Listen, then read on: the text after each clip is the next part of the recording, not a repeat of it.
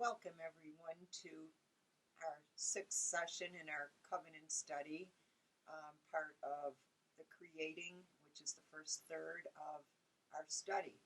We're going to be looking at 1st and 2nd Corinthians, and the title of that for our series is Logic of the Cross, so that we can consider what Christ has accomplished. At some point in life, we each will experience the lack or loss of love, because we can't live without love.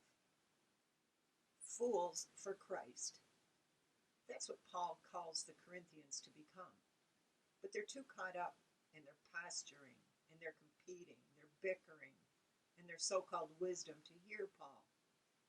Paul founded this church in Corinth in the early 50s. Corinth was no backwoods place. In fact, it was the capital of the province of Achaia, and it supported a diverse population. It had much of what one would expect in an urban center, like sports, conspicuous wealth, and also alongside much poverty. It had social hierarchy, diversity of religions and peoples, and all forms of entertainment, including those distractions of the, seedy sort. The Corinthian believers lived within a culture that put a high value on honor or prestige, where public boasting and puffing up of oneself were key to a person's self-worth and public value. In such a culture, the loss of honor meant shame and worthlessness. The Corinthian believers also lived in a world where there were patrons and clients. The patron was expected to take some responsibility for the client, but only if the client recognized the superiority and honor of the patron. The patronage system implies a moral obligation to help others, but the person being helped would be considered inferior. The Apostle Paul had his work cut out for him when he tried to urge the early Christians in Corinth to stop behaving like patrons toward clients. Instead, Paul insisted that these Christians become followers of a crucified Christ, who offers a different kind of life. This way of life means equality for the members of the body through covenant relationships. Paul stayed in Corinth a year and a half, teaching and preaching the principles of the way of Jesus. The Corinthian converts carried into their church many of the unhealthy social behaviors that were learned from the culture. Consequently, a few years after planting the church, Paul begins receiving letters and reports of problems. 1st and 2nd Corinthians represent Paul's response to these issues of division and confusion that afflicted the community. He addresses questions and problems that included sexual immorality, lawsuits, relationships between spouses and betrothed couples, food that was sacrificed to idols, problems in worship, spiritual gifts, resurrection, and the collection for the believers in Jerusalem. However, each of these situations is a symptom of the larger issue Paul must confront. This church needs a lesson in how to solve problems. Paul teaches them to stop using human reason to sort out their conflicts. Instead, he urges the Corinthian church to reason with the mind of Christ. He seeks to destroy intellectual and spiritual fortresses, to destroy arguments and every defense that is raised up to oppose the knowledge of God. They, the disciples, capture every thought to make it obedient to Christ. The pivotal solution to doubt, immoral behavior, improper worship, and conflict in 1st and 2nd Corinthians is found at 1 Corinthians chapter 1, verse 18, where Paul directs the Corinthians to the logic of the cross. Most translations read the Greek as message of the cross. However, Paul's teaching here contains more than a communication between a sender and a recipient. It's more of a mentality. When in doubt about anything, defer to the cross. If anyone had room to boast, to lord over his power, to be arrogant, surely it was Jesus. However, Jesus chose the path of humility in order to build up others. Knowledge makes people arrogant, but love builds people up. Paul himself will model this Christ-like humility for the immature Corinthians and then call them to follow my example, just like I follow Christ. Well, he could have come among them in a lofty way, preaching God's secrets to you like I was an expert in speech or wisdom. Instead, he decided not to think about anything while I was with you except Jesus Christ, and to preach him as crucified. In 1 Corinthians chapter 9, Paul notes that he has all kinds of rights as an apostle: to be married, to be paid a salary. However, we haven't made use of this right, but we put up with everything so we don't put an obstacle in the way of the gospel of Christ. But eventually you must grow up and learn that the gospel isn't really all about you after all. It's about being one part in a huge community across time and space. It turns out that getting over yourself can actually be a liberating experience, a gain rather than a loss. Finding yourself in a covenant community is the end goal. That goal is not based in self-actualization. For Paul and for Jesus before him, you find yourself only by losing yourself in the gathered community of Christ followers. Paul opens the letter as expected with a greeting that names the senders, Paul and Sosthenes, and the receivers, the Church of God in Corinth. Notice that Paul here says church, not churches, as he does elsewhere, because the Corinthians need extreme emphasis on unity. He then offers a thanksgiving section in which he gives thanks to God for them, renews the bond across the distance, and announces the main themes of the letter. He then treats the issues mentioned and concludes with greetings. An earlier letter is mentioned in 1 Corinthians chapter 5, verse 9, but that letter is now lost to us. So our 1 Corinthians is really at least the second letter that Paul sent. In 1 and 2 Corinthians, Paul's correspondence is tied together by his desire to cultivate a covenant relationship where each person in the community depends on the other. This new mindset, the logic of the cross, governs how the Christian Corinthians imagine themselves as Christ's body when solving the problems that we encounter in relationships. After offering his thanks in 1 Corinthians chapter 1, verses 4 through 9, Paul immediately launches into a critique of the fractured nature of the Christian Corinthian community. According to Chloe's people, one faction has clung to Paul, another to Apollos, and another to Cephas. Then there's the group that outdoes them all by claiming that they follow Christ. Well, Paul insists that this type of competitive boasting is a sign of the Corinthian spiritual immaturity and their tendency toward jealousy and strife. Rather than bask in the adoration of his devotees, Paul defers to the cross and makes a move toward community and humility. Models of leadership, the insignificance of their difference, and the lure of power associated with a favored leader distract the Corinthians.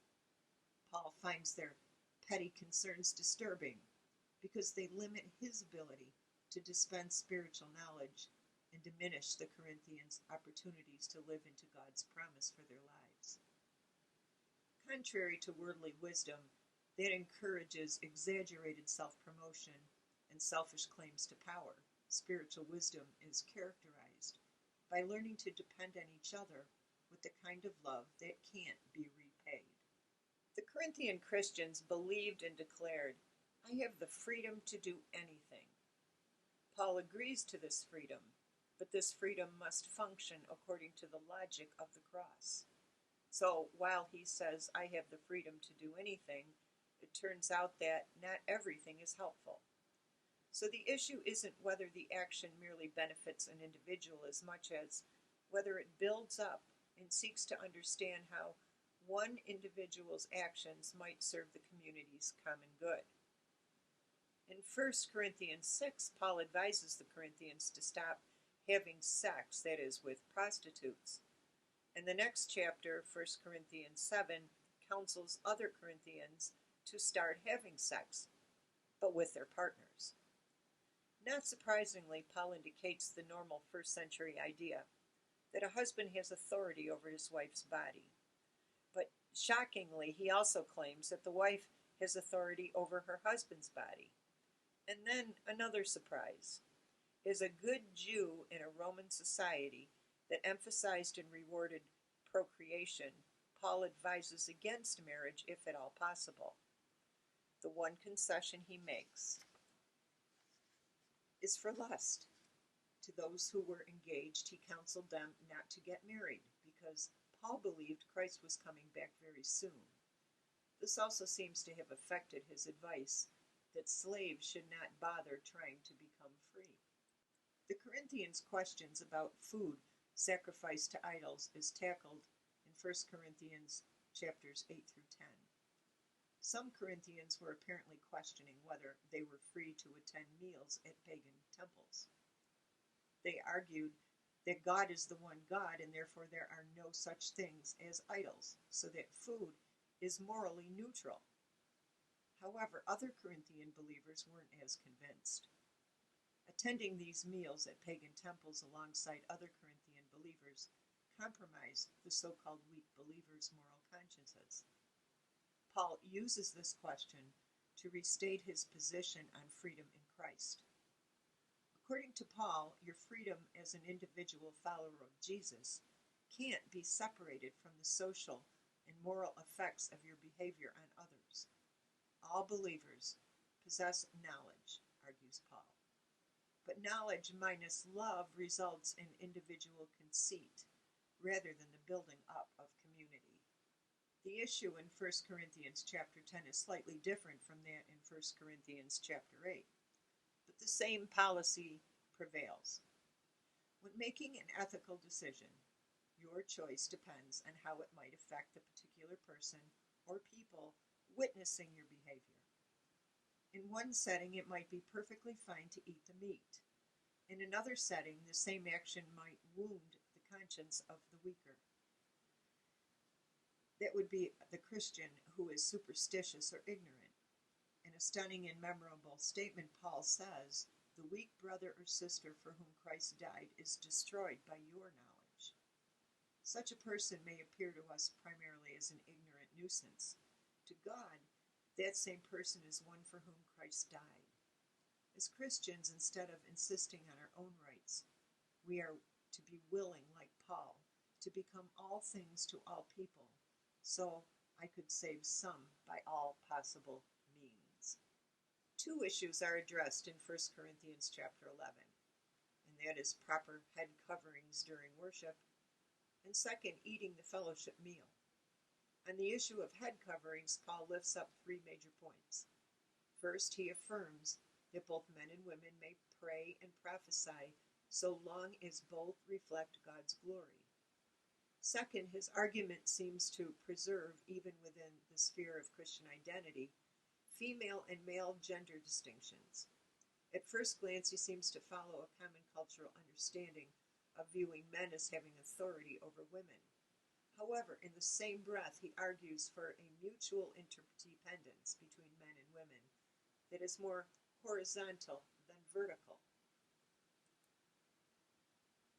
In 1 Corinthians chapter 11, verses 17 through 34, Paul invites the Corinthians to rethink how they treat each other during the Holy Communion meal. Paul warns that their coming together to eat the Lord's Supper has turned into a display of divisive greed and inequity.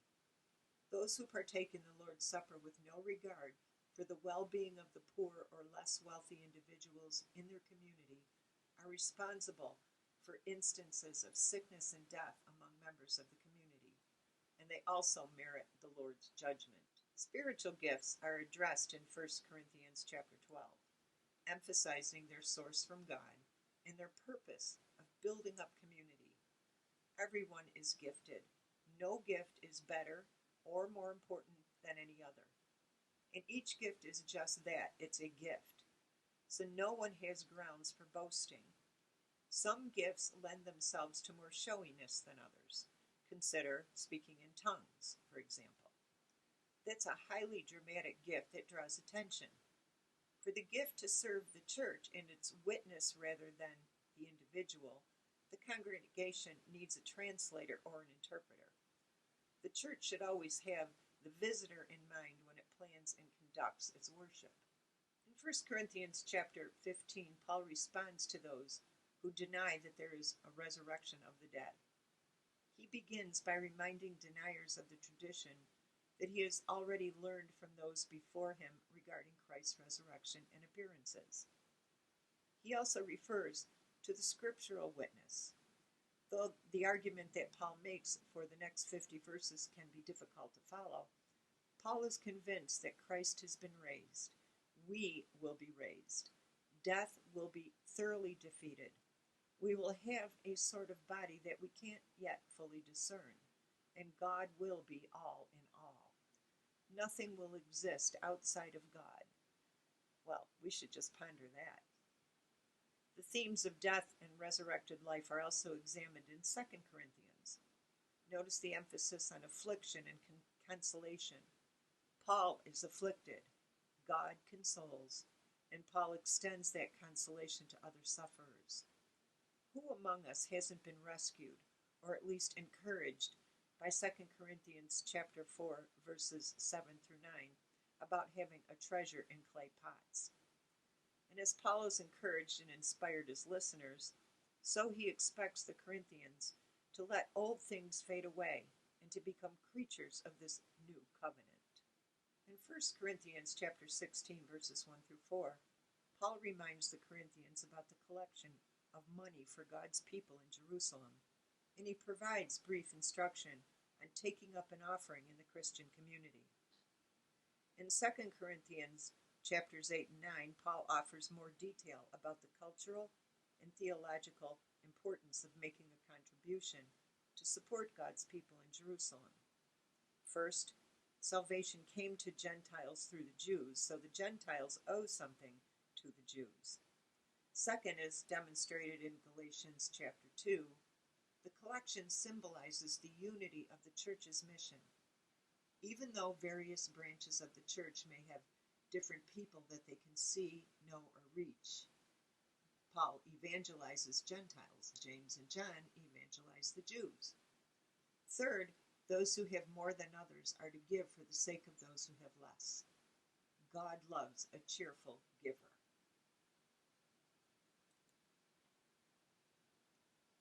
Now we get to some of the stuff that's probably very familiar to all of you. The love chapter is often read when a marriage covenant is affirmed during a wedding. The importance of faithful, patient, and kind love is just as crucial to a lasting commitment in the home as it is in the covenant community at church. This faithful love requires discipline, as much work as it takes to develop deep knowledge of any subject. Our feelings about love, a word used to describe our attachment to someone, won't last or sustain our relationships if those emotions are shallow, impulsive, convenient, or even self-centered. Well, here are our questions for this week. And the first being, what do you think is more important, to believe the right things or to do the right things? And second, think of a time when you were jealous. What does that tell you about the relationship with the person who made you jealous? While you might recognize the feeling in a situation, how do you define jealousy? Question number 3.